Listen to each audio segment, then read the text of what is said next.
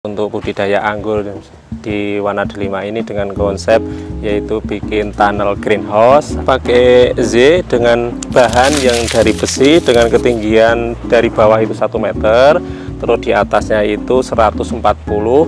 Kita bentuk untuk cabang tersiernya, fungsinya untuk bisa berbentuk coklat nanti untuk persiapan pembuahan batang anggur itu sendiri. Kita pakai planter bag yang ukuran 150 liter. Kalau ditanam di tanah itu untuk musim penghujan itu justru tergenang air.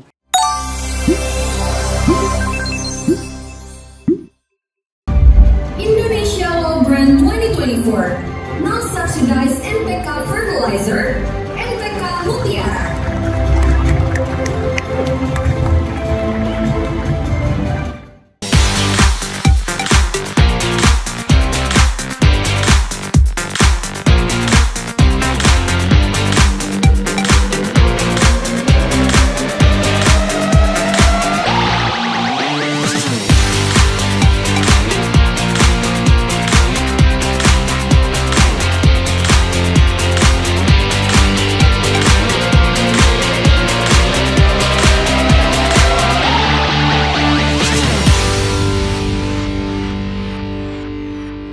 Assalamualaikum warahmatullahi wabarakatuh. Selamat siang. Halo sahabat Mutiara, kita jumpa lagi. Perkenalkan saya di sini, nama Ciono atau yang dikenal di Wana Delima adalah Yono Anggur begitu.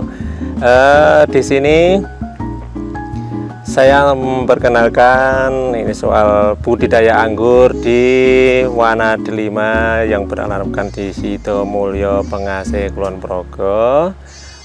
Budidaya anggur di sini ada beberapa jenis anggur yang kita kelola dari tanggal 8 Oktober tahun 2023 sampai saat ini udah berumur 1 tahun, yang jumlahnya ada 1000 pohon anggur yang dibudidayakan di Wana Delima, Ocat, Sidomulyo, Pengasih ini.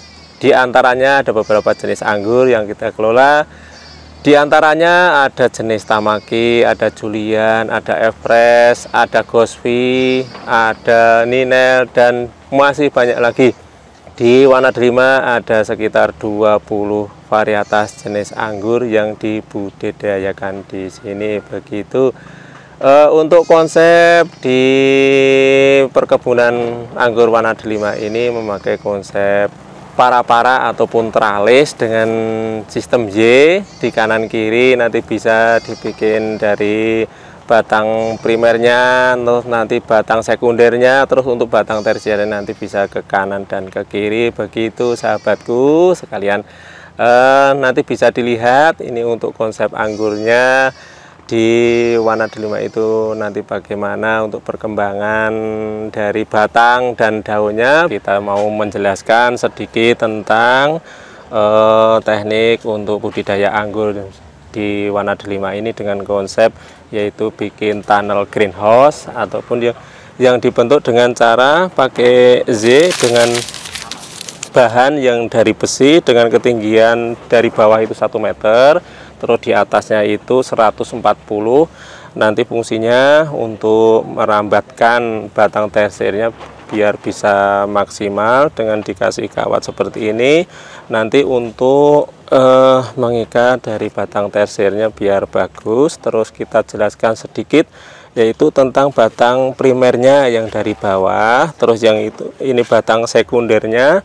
Batang sekundernya kita bentuk sekitar kira-kira 2 meter. Nanti untuk nutrisi biar fokus di batang sekundernya dulu. Terus kita bentuk untuk cabang tersiernya yang di atas ini nanti kita potong sekitar 15 daun. Fungsinya untuk menghentikan nutrisi nanti biar fokus di batang tersiernya dan bisa berbentuk coklat nanti untuk persiapan pembuahan di batang anggur itu sendiri. Coba ditunjukin untuk mata batnya yang bagus. Ini dari 1, 2, 3, 4, 5, 6 7, 8 ini nanti yang untuk persiapan pembuahan yang bagus. Terus nanti untuk melihat dari mata batnya yang bagus itu, yang kiranya ini kan gemuk-gemuk, kalau runcing itu nanti tumbuhnya cuman daun begitu. Setelah ini nanti di daun ke 6, 7, 8 kita pangkas, terus nanti kita tunggu sampai 2 minggu. Kita tunggu nanti ada pertumbuhan itu membawa buah begitu. Sebelumnya untuk pembuahan kita terapkan untuk pemupukan, yaitu pakai MKP Karate Boron KNO 3 itu selama 1 bulan. Kita terapkan 1 minggu sekali. Nanti untuk pemupukan, untuk penyiram dilarutkan dulu, nanti dikotor setiap pohonnya begitu. Di sini kita akan menjelaskan sedikit tentang media tanam yang kita pakai untuk budidaya anggur di Wana Delima. Ini dengan konsep yaitu dari aplikasi, pertama itu dari tanah, kedua dari sekam bakar, terus sama pupuk kandang yang kita aplikasikan dari takaran 1 untuk pupuk kandang, terus 1 untuk tanah, dan satunya lagi yaitu pakai sekam bakar kita campur. Terus kita pakai planter bag yang ukuran 150 liter. Kenapa dengan sistem pakai planter bag itu? Karena di Wana Delima di sini itu cenderung kalau ditanam di tanah itu untuk musim penghujan itu justru tergenang air dan banyak kadar airnya. Terus kita pakai konsep yang pakai planter bag yang ukuran 150 liter yang seperti ini. Terus untuk tambahan media tanam kita pakai yang di atasnya pakai sisa-sisa ataupun bekas kokopit yang dipakai untuk tanam melon di greenhouse sebelahnya begitu. Untuk pemupukan dan penyiraman di pohon anggur di Wana Delima ini dengan sistem drip yang seperti ini, dengan konsep mitigasi sistem drip. Terus nanti untuk penyiraman kita pakai 1 hari sekali, yaitu di pagi hari. Terus untuk pemupukan kita aplikasikan yaitu 1 minggu sekali untuk pemupukan setiap pohon anggur. Untuk perlakuan pemupukan itu dari beberapa jenis anggur itu sama, yaitu 1 minggu sekali. Untuk pemakaian kita pakai NPK 16 sama subur kali yang kita aplikasikan. Untuk NPK 16 nya kita pakai 1 dripnya itu 1 kilo. Terus untuk subur kalinya kita pakai setengah kilo. Nanti kita larutkan, terus kita kotor setiap pohon itu kira-kira 5 liter air begitu.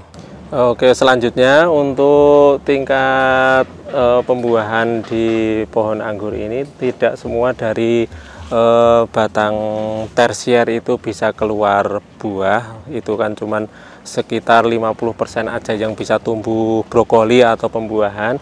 Terus solusinya kita biarkan, kita pelihara untuk batang pertumbuhan dari tunas yang tumbuhnya cuman daun, nggak ada buahnya, kita bikin tersier untuk nanti pembuahan di tingkat berikutnya yang lebih panjang lagi begitu. Oke sahabat Mutiara, kita sudah melakukan jelajah tani yang berlokasikan di Wana Delima Orchard, Sidomulyo Pengasih, Kabupaten Kulon Progo, Yogyakarta, untuk masa-masa persiapan pembuahan di pohon anggur yang jumlahnya sekitar 1000 pohon yang dikelola di Wana Delima Orchard.